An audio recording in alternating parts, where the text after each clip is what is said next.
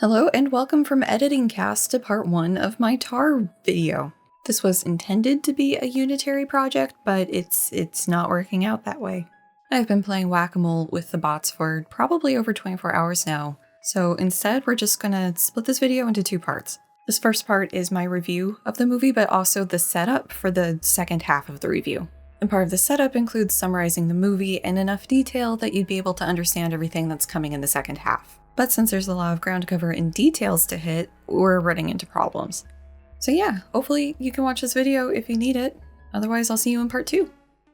It's not often I talk about fictional works on this channel, so when the urge to do so becomes a compulsion, you know things are about to get real. In this case, real in the sense of, hey, aspects of power portrayed in Tar pretty accurately map onto academia as a whole. I must discuss sense. With those fires only being stoked further when it became apparent that a particular scene, set in a classroom no less, was being misinterpreted. Hence, this video made possible thanks to the continuing support of viewers, patrons, and PayPal pals like you. Thanks! Hi, welcome back. If you're new, I'm Cass, a cognitive psychologist by training and film and media discusser by hobby. Although, in a sense, I'm being paid to do this, so does that bump me up to full pro? Hopefully this is giving I listen to classical music, because today we are diving into some tar. The not suffocating kind. And also, you don't get to see what's under this. Blown veins, not pretty.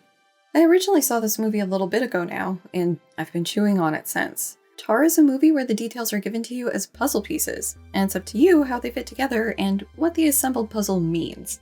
And in a mediascape where it seems like most movie or TV executives don't trust the viewers to understand things unless it's spelled out to them, a little mystery and ambiguity is personally an exciting prospect.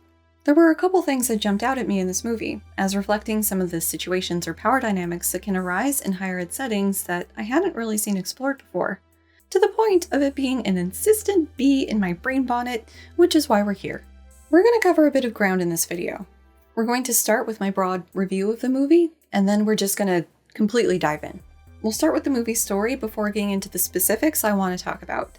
If you happen to be familiar with these other YouTubers, I'm shooting for somewhere between Amanda the Jedi, Jenny Nicholson, and Folding Ideas. The story will be discussed in, hopefully, enough detail for the later discussion to make sense. And looking at the script length, I may have ended up more on the Crimson Rogue, Quentin Reviews, H-Bomber guy end of things. Oops. I'm not calling anybody out, no hate intended, all love. I have, after all, multi-session watched pretty much all of their videos. Just y'all make long videos. The first big chunk to talk about are the parts that resonate from my experiences in higher ed. And those experiences may have led me to interpret things differently than others, but we'll get to that when it's time. From that, we'll go to a more broad look at the main character, particularly on how her view of herself clashes with reality and what happens as a consequence. After that, well, I don't have the props on hand to do the full conspiracy web board with red yarn, but there's so many things to talk about with this movie, so let the chapter markers be your guide. Movie review. Tar was written and directed by Todd Field. Tar is his third feature film, the previous 2 being In the Bedroom from 2001 and 2006's Little Children. In the interim, he was attached to several projects that never got off the ground, so stayed afloat shooting commercial projects. You may also know him from his role in Stanley Kubrick's Eyes Wide Shut. He was the piano player. Nightingale. Nick Nightingale. Oh my God. That sent Tom Cruise off on his weird little sex venture. One of the reasons I think I've been chewing on this movie is the definitely appreciated choice of not hand-feeding everything to the viewer. There are a couple points in the movie where it's not clear what had previously happened or why things went down the way they did. Along those lines, the movie doesn't textually condemn actions the characters do. And that is probably why the movie has had so many different interpretations. Some can see a somewhat middle ground, broadly similar to my understanding. Other reviewers saw it as a movie about cancel culture, and that's a good discussion to have. Others that this is a movie about cancel culture, and that's bad. Or even that this isn't a movie about cancel culture. Instead, it's a character study. And all of that is to say nothing of the responses on YouTube. The helpful and interesting, but frustrating wrinkle to add here is Field having said, "There's no wrong way to read the film." Given the many different things people walked away from this movie with, I would definitely suggest watching it for yourself. Before we get into spoilers for basically the rest of the video, let me give you my broad review. While it is a character study about a classical music conductor and composer, I think it's still accessible if you aren't familiar with how that musical niche operates. For instance, I know so little, I honestly didn't realize the majority of composers weren't fictional people. I had assumed they crafted relatively contemporary figures to avoid any potential ramifications, legal or otherwise, for discussing people as they do. But no, as far as conductors go, aside from the main character and a close friend and mentor of hers, all sorts of real names are dropped. This was a bit of an embarrassing discovery, so please do not judge this classical noob too harshly. The whole classical music scene is largely the environment for Tar to live in. Part of why I'm wanting to talk about this is I saw many parallels with academia in general, that this movie accurately reflects the consequences of power the people up top can hold. Hell, just the corrupting influence of power in general, no matter where you are in the hierarchy. To really drive this home, Field initially had Tar as a business mogul, but was approached by the studio to make a movie about a conductor, and the pieces fell into place. As I mentioned, this movie doesn't really hold your hand through things. While we do follow Tar across a couple weeks of her life, we're probably given less insight into what's going on internally than if this was a biographical documentary. We see her actions and reactions, but there aren't moments of exposition where she just monologues about the why of it all. This seems to have been a bit of a deal breaker for one of the reviewers, so if that bothers you, then probably give this movie a pass because it is not a short one. At 158 minutes, it's a bit of a commitment. It didn't feel that long to me, like the pacing never seemed to drag, and I was definitely engaged the whole way through every time I've watched it. I've seen it a handful of times now, and I felt I've gained a better appreciation for it after the first. The intent behind the subtle acting choices is more clear on a rewatch, but still tantalizing at what the character must be thinking in the first. I wasn't rooting for Tar, but I definitely wanted to see how it played out. So yeah, definitely a recommend for me. Now we're going to get into spoilers, so if I've whetted your appetite enough, definitely come back to this after watching it. There's things to talk about. But I also think the journey of the story is interesting enough to survive a summary. You do you. Movie summary.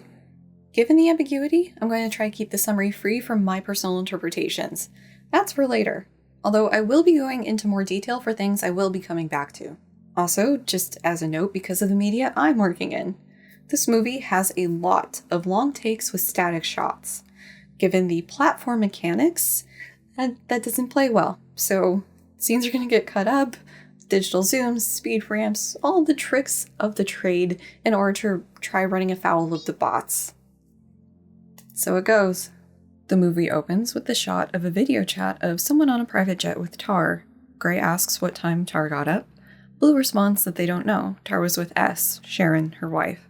Followed by some mocking, an exchange about her possibly being haunted by her conscience, and Gray asking Blue if they still love Tar. Then, the credits are played in reverse order, along with what we'll find out is a recording of singing from the Shipibo-Canibo tribe in Peru.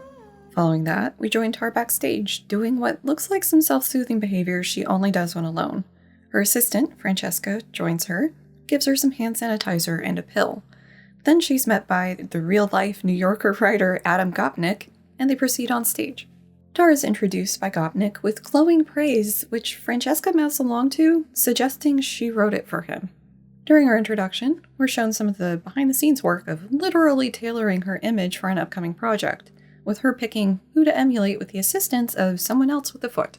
This introduction also reviews her background, including ethnographic fieldwork with the Shipibo-Canibo, conducting all over the place before finally arriving at the Berlin Philharmonic. A bit of time is spent talking about the influences of her mentor, Leonard Bernstein, and how her approach differs from his.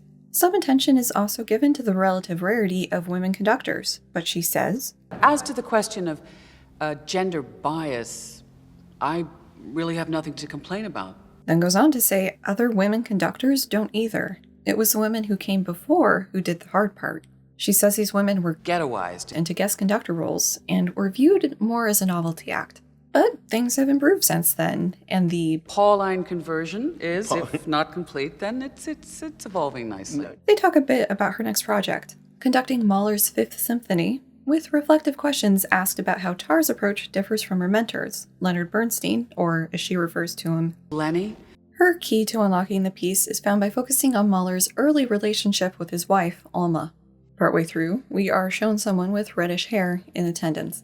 After the interview, Tar is talking with a woman who is not subtle with wanting to hook up with her, while Francesca waits in the background with the face suggesting this isn't new. But Tar has places to be, so while she's complimenting the woman's bag, Francesca pops in to get her moving. While Tar is at lunch, I think Francesca video chats someone about the room Tar is staying in. Tar's lunch is with Elliot Kaplan, co-founder with her of the Accordion Conducting Fellowship, a program that supports and promotes women conductors. He's surprised by her turning down wine, but she says she's guest teaching at Juilliard later that day. He guesses there will be some trying to get her attention for a fellowship spot, which reminds her of a change she wants to make. It feels quaint to keep things single gender. We've made our point. And that people from the program have mostly been successful in finding good work. Except one. She had issues. So I've heard. And he mentions that he's regularly reminded of it by her dad in business meetings. Elliot pushes back on changing the program, if for no other reason than losing donors, and gets her to at least hold off on doing it. In a couple different ways, he tries to get Tar's feedback on his conducting work and really wants to pick her brain about her choices, which she mostly resists. He gets her to give him a little peek at her score, which they work on scheduling. She says it's a tight window because she needs to get back for an audition to fill a vacancy. Elliot hopes it's Sebastian's spot, her assistant conductor, but no, it's not him. He's kept on because he was appointed by and is close friends with Andres Davis, the conductor who preceded Tar in Berlin. So this is helpful knowledge if you're as much of an orchestra noob as myself, as the power dynamics between the different roles does inform some of the character interactions in the movie. The conductor, well, conducts the orchestra. They make decisions about how the composition's going to be played, like the timing, emphases, and whatnot. The assistant conductor is there as support for the conductor. They attend rehearsals, conduct in the conductor's absence, and may also be responsible for educational or outreach programs. Then there's the concertmaster. In orchestras, this will be the lead violinist, and they are the liaison between the orchestra and the conductor. In terms of power, they are second to the conductor.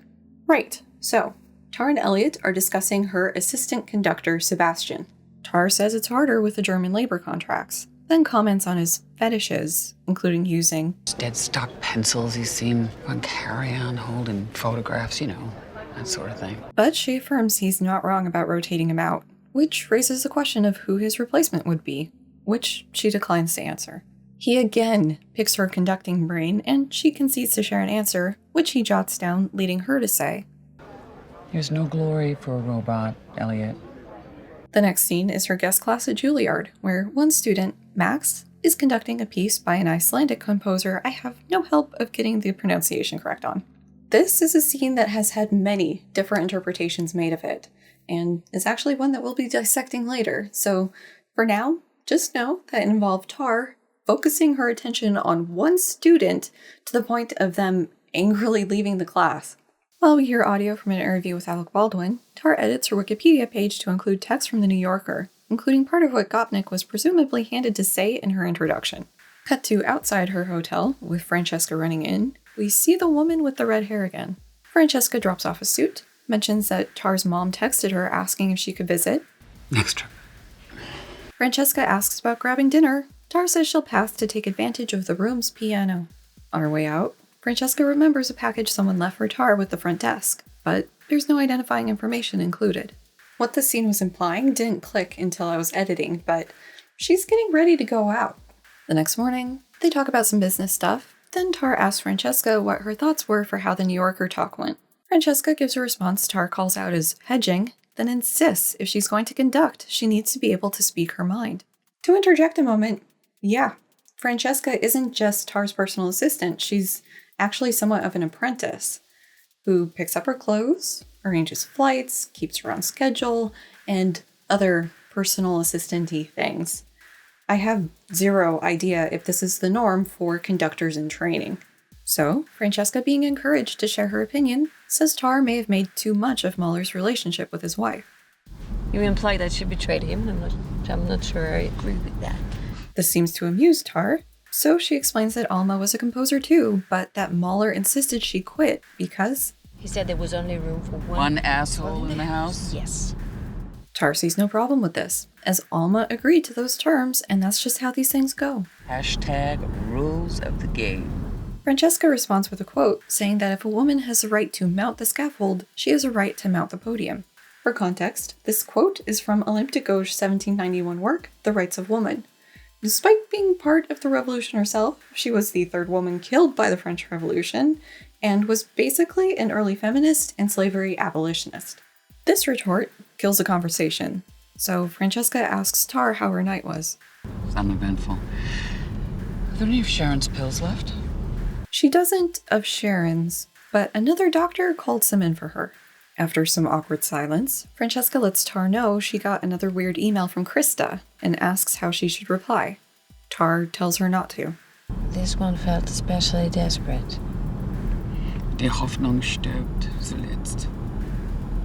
On the plane, not jet because Elliot rescinded his offer of using his last minute, Tar slips into the bathroom. After some hand sanitizer and a pill, she opens a package that was left for her. It is a signed copy of Vita Sackville-West's Challenge. The book, the author, her life, her loves, is a terribly interesting rabbit hole to go down, but one that is tangential to this video. I do go into it a bit more on a Patreon post, so you can check that out if you're curious, or I'll include a link just as a jumping off point. There's some hand-drawn line art that looks similar to the art of the Shipibo-Kanibo tribe on the title page that Tar does not respond well to, resulting in her shoving everything in the trash. Back in her seat, we see her doing some anagrams from the name Krista, with the one directly under the name being at risk, before harshly scratching it out.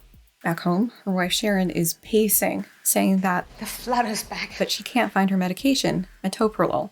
To save you the Google, metoprolol is a beta blocker that can be used to treat chest pain, high blood pressure, and heart failure. It also can be used informally as a performance enhancer for situations where a person's nerves might get the better of them. Like music. Tar slips into the bathroom and pulls one out from her stash, telling Sharon she found one in the drawer. After helping her take it, Sharon notices the new red bag that happens to look exactly like the one last seen in the possession of the woman chatting Tar up after the interview. She says, Oh, just a gift from Elliot. Sharon asks why Tar hadn't answered her phone the night before. Tar tells her she must have been asleep. Sharon calls her out on not being a deep sleeper, so Tar replies, Liam, don't be a scold. Sharon mentions that their daughter, Petra, has seemed withdrawn and coming home with shin bruises. She talks about wanting to get Petra a friend, but Tar says she's old enough to learn piano and she'll teach her. Then they share an intimate moment, with it being unclear if it continues into the bedroom. Next morning, while brushing her teeth, Tar is visited by Petra. It's implied that she was able to get information about what was going on from her and tells Sharon she'll drop her off at school. At the school, Tar approaches Petra's bully. Ich weiß, was du machst. Und wenn du das noch einmal machst, weißt du, was ich dann mache? Dann krieg ich dich. Then goes on to tell her that adults won't believe her if she tells them about this, as Tar is an adult. Aber glaub mir, ich kriege dich. Then, Tar cheerfully leaves to go to work. Hello, hi. She hits the bathroom before going to the auditions. While in there, her attention is grabbed by a woman wearing distinctive shoes. Tar's late enough, the audition pool has already been narrowed down to 3, and while she's being informed of this, she grabs Sebastian's hand to stop him clicking his pen. This is a blind process, and it seems like people are preferring the third performer the most. While the last auditioner is leaving, Tar notices the shoes from in the bathroom, and changes something in her paperwork. We're next shown her having lunch with Andres Davis, the conductor she replaced, and Sebastian's friend. He asks her how the writing for her new composition's coming along, and she indicates it could be going better. She thinks she's making progress, but then realizes she's caught in pastiche. Well, that's all pastiche. We all have the same musical grammar. He continues to explain the potential copying of Mozart by Beethoven. Andres changes the topic to Tar's upcoming memoir, praising it as well as handing her a review that could be shared publicly. She's not sure if the publisher will be able to add it in time. I'm proud to call you my pupil, even though there was really nothing I could teach you. Now, that's not true. I'd never have the position here were it not for you. He says that surely she would have gone somewhere big, but she comments that it wouldn't be Berlin. Besides, her wife would probably have a hard time leaving as she's close with her family. A good now, sisters. I remember the elder one being an absolute ball breaker while she still held sway at DG. Tar tries to be nice, but then says, That voice, the signal to noise ratio, it's unbearable. and mentions that she's kept her old apartment as a space to get writing done. Schopenhauer measured a man's intelligence against his sensitivity to noise. Tar responds by asking if he also didn't throw a woman down a flight of stairs. Yes, although it's unclear that this private and personal failing is at all relevant to his work. Tar sees Andres to his car, reprimanding the driver for being late. She goes to the old apartment. On the wall appears to be a photograph of Tar during her time with the Shipibo Kanibo. She selects one scroll to play or work on, and while playing it, something seems to spook her.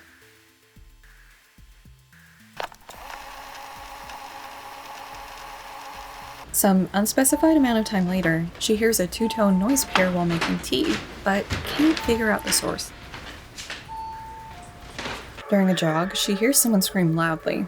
She investigates, but before we find out anything, it cuts to her in bed. Back to her apartment, she hears the tones again and still can't find the source. She improvises with it a little at the piano. Then it is finally time for rehearsal. To get the sound she wants out of one of the players, she arranges to have him off stage. She is pleased with the effect. Rehearsal continues. Her wife Sharon, the concert master, demonstrates what Tar is trying to get from the players while Tar gets a quick drink from Francesca. After rehearsal, Tar, Sharon, and Francesca are solidifying notes for players when they're approached by Sebastian. He said it sounded great, other than The clarinet solo's still a bit too loud. Tar thanks him, and right after he leaves, she asks the others if he's accurate. They disagree. Next item on Tar's itinerary is working with a photographer for the cover of the upcoming orchestra's recordings album cover. She looks at his portfolio, but already has something in mind. Francesca, who had previously helped Tar get the visually similar suit made, works to sell the photographer on the idea. We're shown Francesca comparing Abado's original to Tar's. While posed, Tar notices the new player in the balcony. Francesca notices what caught Tar's attention. In a meeting with Canute, lead clarinet, and also on the orchestra's governing board, she mentions that Sebastian thought the clarinets were too loud. He says it's possible, but she doesn't think so. This all seems to have been a way to bring up the removal of Sebastian. Canute is the first one she's telling. Sebastian's getting old, Knut. I'm rotating him out. This news seems to surprise him and make him uncomfortable. Given the democratic nature of this orchestra, he says he'll initiate the process for a vote. Tar shuts this down. But the appointment of the assistant conductor is entirely my decision. She leans on him for his support when this will be told to the orchestra. He gives a reluctant yes.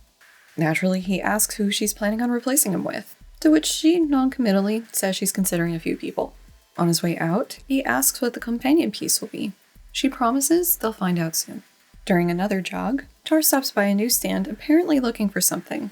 The clerk waves her over and hands her what she wants, free of charge. The magazine contained an interview she ripped out to add to her collection. While composing at her apartment, Francesca stops by to drop off her keys. Tar is pretty cold to her and tries to get her to leave. I need someone to hold me. This isn't the place, Francesca. Francesca shows Tar what she had been sent from someone at the Accordion Foundation. Krista took her own life. That email she sent you, it felt like she was already... Delete it. And the rest. There's no reason to get caught up in any intrigue. There's nothing we could have done to stop her. She wasn't one of us. Tar holds Francesca, calming her down. Francesca mentions a trip the three of them took to Peru. The three of us were so... Yes, but that was before she started making demands.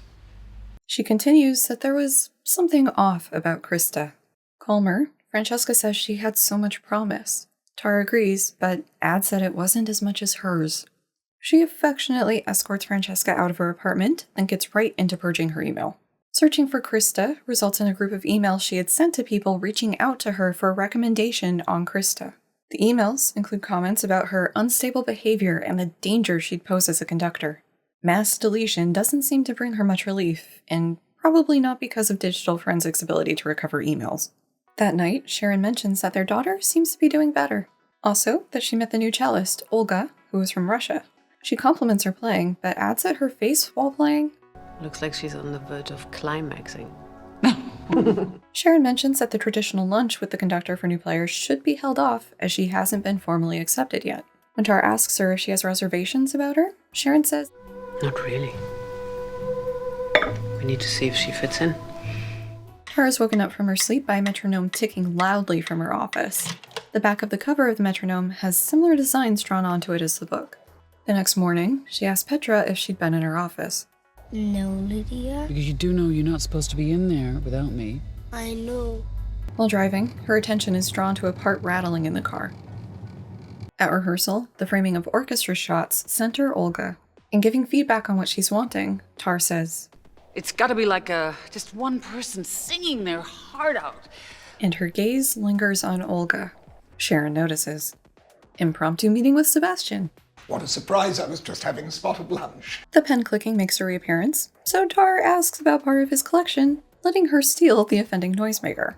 She raises the possibility of him leading a subscription orchestra. He says this would require him leaving Berlin. She says people in their line of work live out their suitcases, as he knows. When he doesn't respond, she tells him to take his time and think about it. He stops her from leaving, asking, It's the girl, isn't it? I'm sorry, what girl? I knew as soon as she showed up that my days here were numbered. Andrus told me not to worry, but I knew. Tar plays dumb, so he continues. Just because nobody dares breathe it, we know the things you do, the little favors you grant. Very clearly offended, Tar shoots back with, You, of all people, have the temerity to question my integrity. No. which flips Sebastian into apologizing. She pushes now, saying it would be best for him to leave if that's how he feels. He begs for forgiveness, but Tar isn't having it. Her list of things he should be apologetic for includes misogamy. I'm not a misogynist. Misogamy. It's a hatred of marriage. Andrus is still very much married. And you occupy an apartment on the same floor, don't you? While Sharon's cooking, Tar expresses her displeasure with Sebastian and the rumors he could spawn. Sharon mentions the strife caused by them coming out as a couple. But with Francesca, no one could point their finger. It's not like you two are in a relationship. Tar agrees, but she'd hate if The old robot. we're right. Sharon asks if there's someone more qualified than Francesca. Again, non-committal sure. Sharon advises she hold off the decision. At work, Francesca drops off some food for Tar and sits down to work. Tar makes a scene of needing to send an important email, but her computer's acting up, so can she use Francesca's? Then sends her out to fetch a drink. She searches for Krista in Francesca's email. The recent emails show an escalating desperation in trying to get Francesca to talk to her, to tell her what's going on, why she was unable to get a single offer. Slightly older emails indicate Krista suspected Tar had turned on her and she just wanted to ask her what she'd done. Krista's final email, that Francesca mentioned in the car on the way to the airport, in which Tar had Francesca ignore, reads clearly as a last, desperate cry for help. Tar closes the lid and goes to the gym. Francesca's waiting for her in her office when she gets back, saying she didn't know where she'd gone. It's working out a kink. You did as I asked and deleted any and all correspondence with Krista, correct? I'm not sure. I'll double check. Then a meaningful look from Tar. She mentions that Sebastian's leaving. And I wondered if you might compile a list of suitable replacements. Of course, feel free to add your own name. Thank you. Francesca gets a reminder message about Tar's lunch with Olga, the new cellist. There's some to do about forgetting to have her reschedule it for after the vote, but when Francesca says she'll text her, No, wait. Ugh, might as well see what she's made of. at lunch, Tar kinda strongly suggests Olga get the cucumber salad, as everything else isn't that good if you're a vegetarian, but it's tradition they go here. While talking about the greats who had eaten there, Olga adds one to Tar's list, resulting in Tar mistaking an important German political activist for a musician. Every March 8th, we place flowers at our plaque in Kremlin Necropolis. Your birthday. No, International Women's Day. The waiter comes to take their order, and Olga talks over Tar to order the veal. While Olga eagerly eats her meal, they chit-chat. Tar asks her if she's been in Berlin long, and Olga says she's staying with a friend until things are more concrete. Her previous position is being held open for her, as the conductor is her uncle. While talking about inspirations, Olga corrects Tar's assumption that it must have been the big Russian guy cellist. Instead, Growing up, my favorite is Jacqueline Duprat. She made me want to play cello. Tar asks which record it was, but no, it was a YouTube video of her playing the Elgar Concerto that made Olga resolve to learn the piece and play it in a youth orchestra. When Tar indicates she'd love to hear it, Olga tells her it's up on YouTube. Back at her apartment, Tar intently watches the video, but is interrupted by her neighbor asking about her mother's newspaper.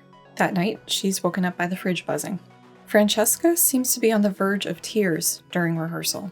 Tar is now sporting a band-aid, but the reason's never provided. But she is very pleased with how things are sounding. Before releasing them for a break, she announces the choice of the companion piece. Wouldn't you know it? She just so happened to pick the Elgar's cello concerto Olga had mentioned. The hidden significance of the choice seems to occur to Sharon.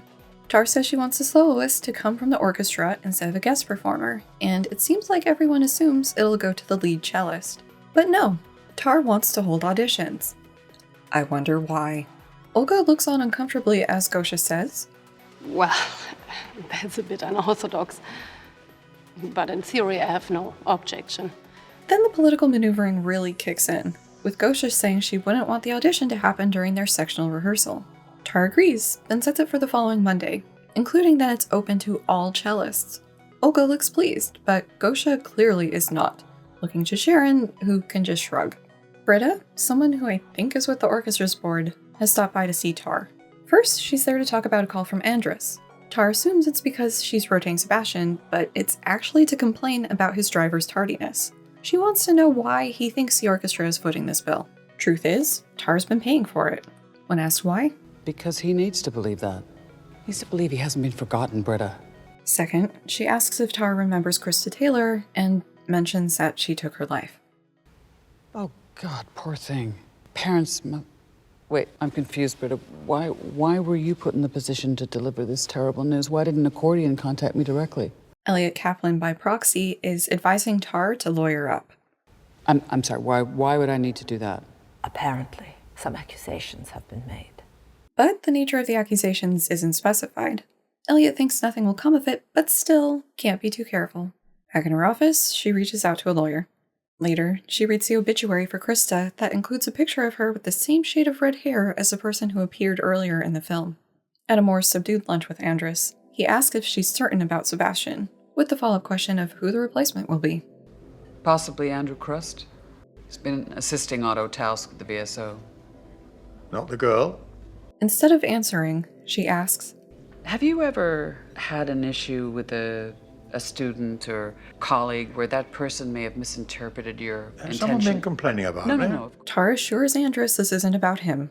He bemoans the loss of others who have been pulled from the podium. He's curious why she's asking.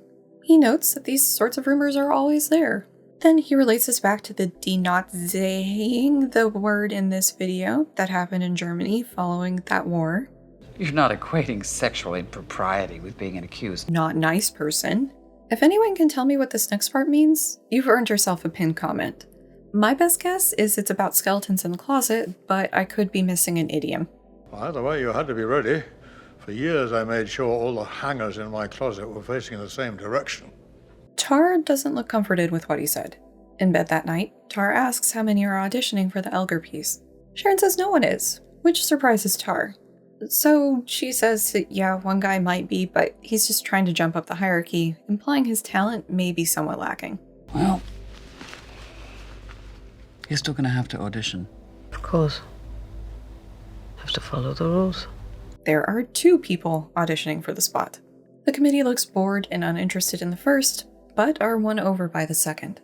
Number 2 is picked by everyone, but the problem of her not being a member of the orchestra is raised. I believe the criteria of the audition was all section members. Tar says fine, the part will go to the other guy. Wait, Gosha, let's talk. Olga is over the moon she got the part. Francesca is setting up the solo rehearsal schedule when Tar tells her to sit down. I have made a decision regarding Sebastian's replacement. And I want you to know it wasn't an easy one. Pausing a moment to, 1, break up the shot to avoid the bots, but also to highlight Nomi Merlant's acting, here and throughout. Blanchette is a powerhouse, of course, but there are subtleties in Merlant's performance that are so expressive. Really, watch this movie. Okay. And my personal affection for you aside, I will have to go with someone more experienced. The fridge wakes up Tar again. Olga shows up for her first solo practice, which Tar seems to have forgotten about, thinking the knock is coming from the neighbor again. During rehearsal, Tar goes to make some coffee, and Olga switches to the piano. She finds what Tar had been working on, plays it, and likes it, but thinks it could be better and offers her suggestion. Tar drops Olga off at a building covered in graffiti. Awkward wave. Back home, Tar is surprised to see a person I had assumed to be the babysitter, but is actually her mother-in-law, who says Sharon is out with her sister and... So wie Sie geflüstert haben, würde ich sagen, dass Sie nichts Gutes im Schilde führen. Das Kind ist in seinem Zimmer. Tar checks her room, but Petra isn't there. We are shown her stuffed animal orchestra and desk, with clay in something similar to the repeating pattern. Petra is hiding in Tar's office because she told me to put my things in order, but they already are. Tar gets Petra back to her room to conduct her orchestra. She wants to give them all pencils, but Tar says it's not a democracy, they can't all conduct. The orchestra's rehearsal is on the companion piece. It seems to have gone well, though Gosha seems to feel some kind of way about it. Tar strokes Olga's face as Sharon watches. When Tar bends down to chat, Sharon makes a couple subtle faces hinting at what she's thinking. Somebody legal, either a subordinate lawyer or paralegal, records answers Tar's giving about her experiences with Krista. While packing up, he says the lawyer will follow up with her to help her prep for the deposition. Deposition? He says he thought she knew, as they'd been coordinating with her assistant. Oh, shit! Francesca isn't returning Tar's calls, and admin only knows that she turned in a resignation with other details to be sorted out. Tar drives aggressively with Sharon in the car. Two-faced little bitch. Sharon is more sympathetic towards Francesca, which makes Tar more mad. She'll come galumphing back. I mean, I've got a dumb phone like every robot. How hard can it be to text all day? After almost T-boning someone, Sharon demands to be let out if Tar can't slow down. Guess what happens?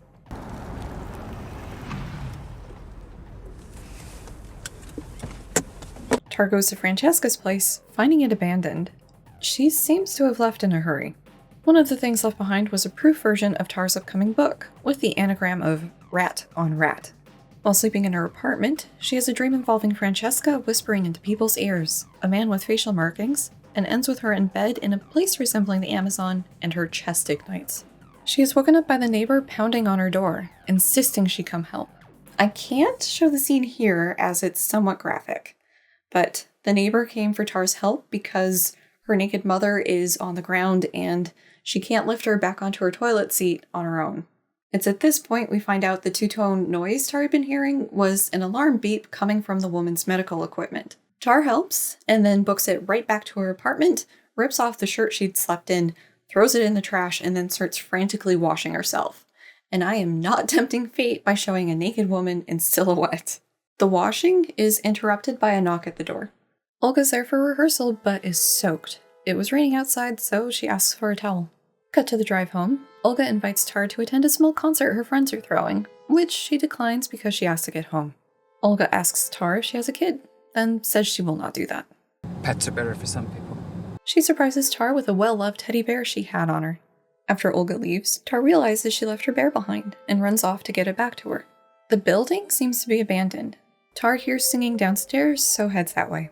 While down there, she sees a dog at the end of the hallway, so takes off running in the other direction, tripping at the top of the steps. At home, Sharon walks into her breaking up some ice to put on her face. Sharon tends to her face, asking Tar why she didn't go to the police after being attacked by a man. Tar said there wouldn't be much to tell. Petra slips into frame while Sharon's gone finding something for the pain, and says, in German, "You're the most beautiful person I know." That night, Petra has a nightmare and calls out for Tar, using her first name Lydia. Tar comforts her. The orchestra members are shocked when they see Tar's face. She charmingly plays it off, and rehearsal begins. Sharon wants Tar to get into the doctor because of the pain, but she insists they focus on the work. Sharon thinks a Mahler is solid enough that they should focus on the companion piece. While reviewing with Olga, she asks where the attack had happened. Tar says it doesn't matter, then hands back the bear. Back at the apartment, she writes for Petra on her composition before getting the first message of the cancel storm. It is a clearly edited video of her guest class at Juilliard, in the vein of creators like Very Tall Bart. I don't know exactly how to have sex since I wasn't informed, and I'm probably doing it wrong. No doubt I owe some apologies for that, and I'm trying to learn. Britta calls immediately after and asks her to come in for a meeting. On her way out of the building, she is passed by people carrying the body of her elderly neighbor out, sees the daughter, and leaves without saying anything.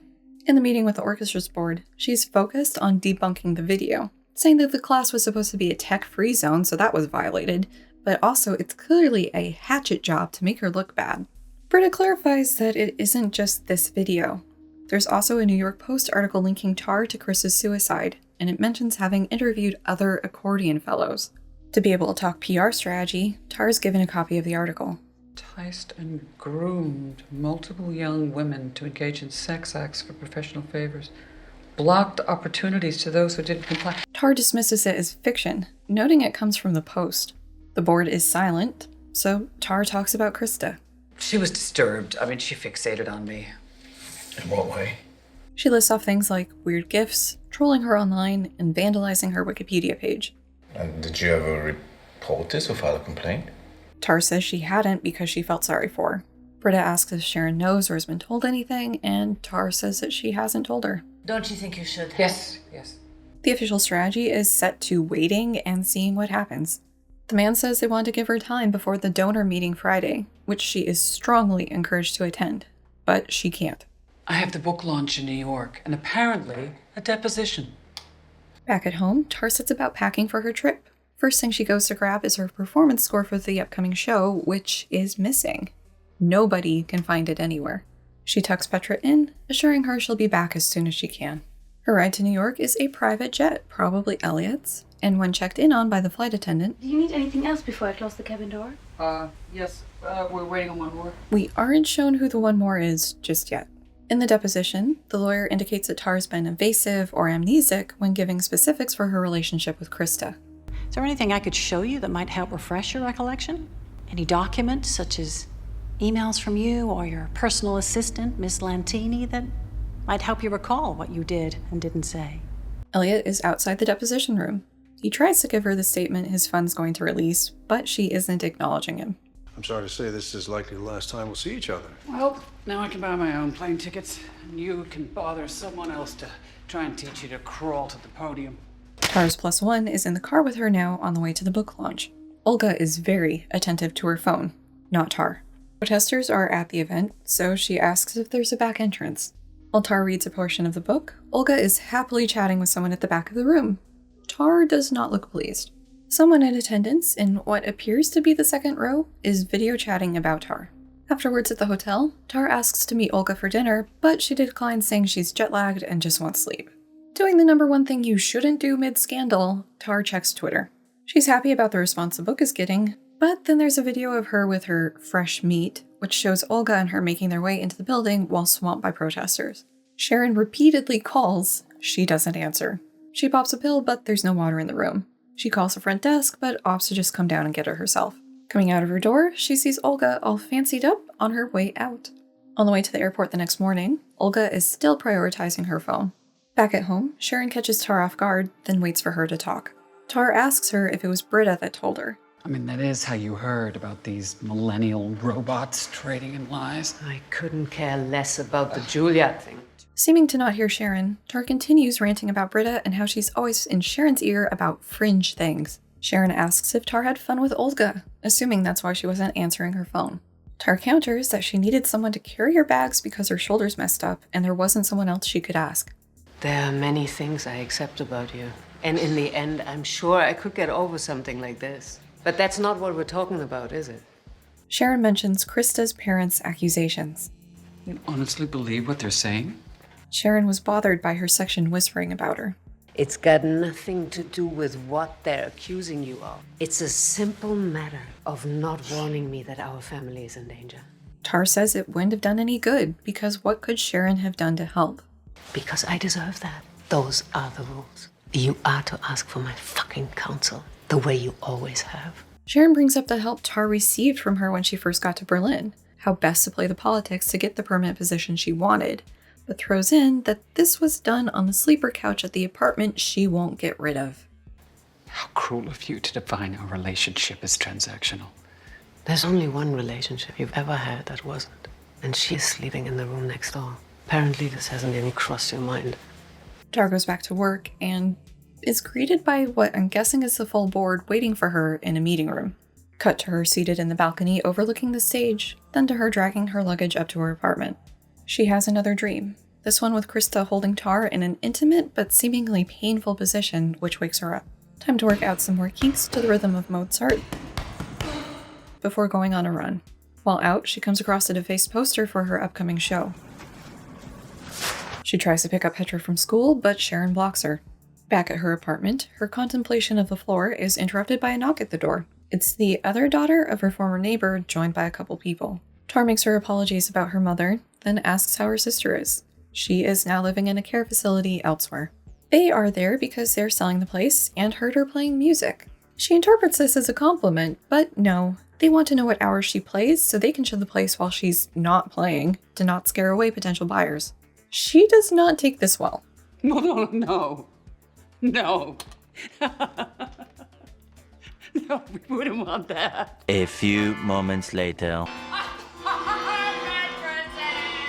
We all know how twitchy the bots can be, so allow me to share with you the deep lyrics of this profound piece. Apartment for sale. Apartment for sale. Your mother's buried deep, and now you're going to keep your apartment for sale. Your sister's in jail. You put your sister in jail. You're all going to hell. Your apartment's for sale. It is time for the premiere of Mahler's Fifth in Berlin. Concertgoers file into their seats, the orchestra enters the stage to applause, while Tar emerges from hiding in the bathroom. Offstage trumpet guy starts, while Tar waits in the wings. Tar loses her composure as she enters, eventually toppling the guest conductor, then tries to get the orchestra to follow her. The players are horrified. Some break eye contact. The guest conductor, none other than Elliot, gets up from the floor and tries to get her to calm down, so she decks him and starts a beatdown.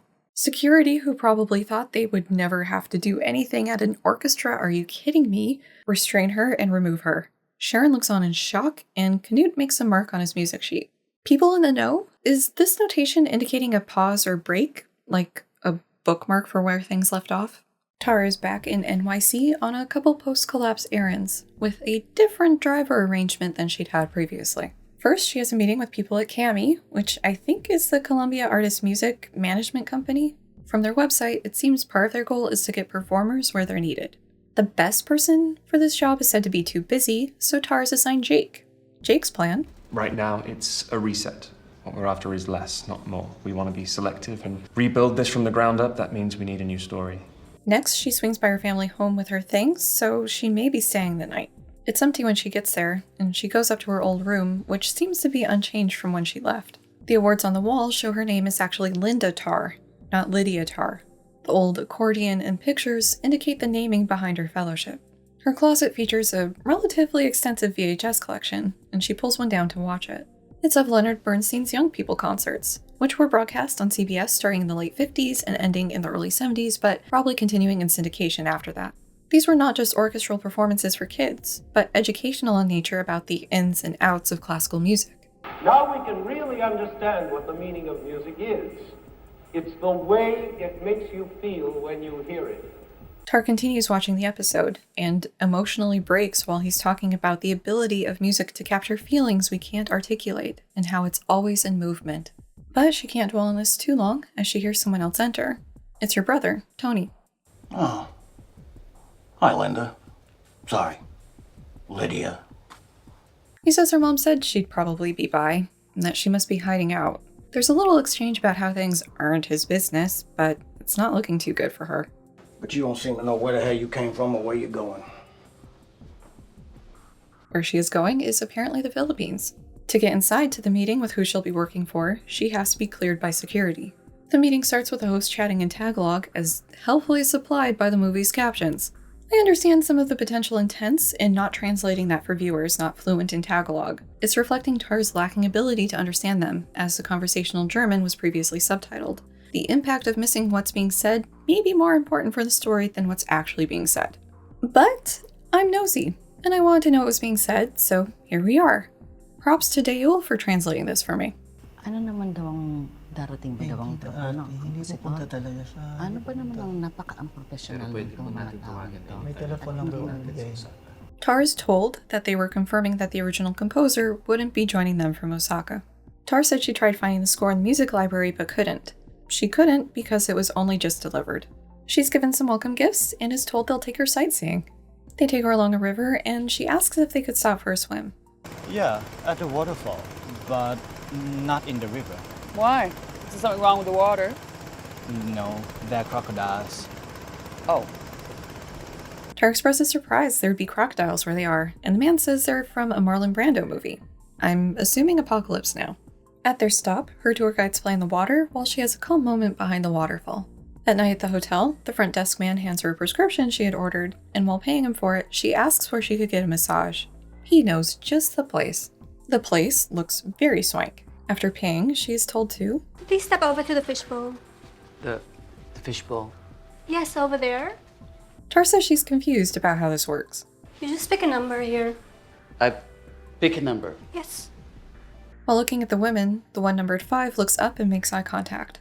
Since Tara left her hand up, it's assumed that's who she picked to do her massage. It seems to finally dawn on her that she's in a brothel, which results in her hastily leaving and vomiting in the street. Later, perhaps the next day, she meets with the orchestra for what seems to be the first time. Now, before we begin, let's talk a bit about the composer's intent with this piece and what you might be after. She is shown preparing or reviewing the score in outdoor seating at a restaurant. Then it's backstage in the green room where she's given the 5-minute warning. On her way to the stage, she does the possible self-soothing gestures again. She enters and receives a more subdued applause than the first violinist. Tar is given a headset that a Redditor mentioned would likely have a click track to keep her on time with important cues because... Sisters and brothers of the Fifth Fleet, it's time. This is a performance for fans of the Monster Hunter video game series. Some very enthusiastic fans, given the ubiquity of the costumes. Cut to the more traditional post-movie credits over music by Trap Nation. So that was Tar. I'll see you in part 2 for the discussion.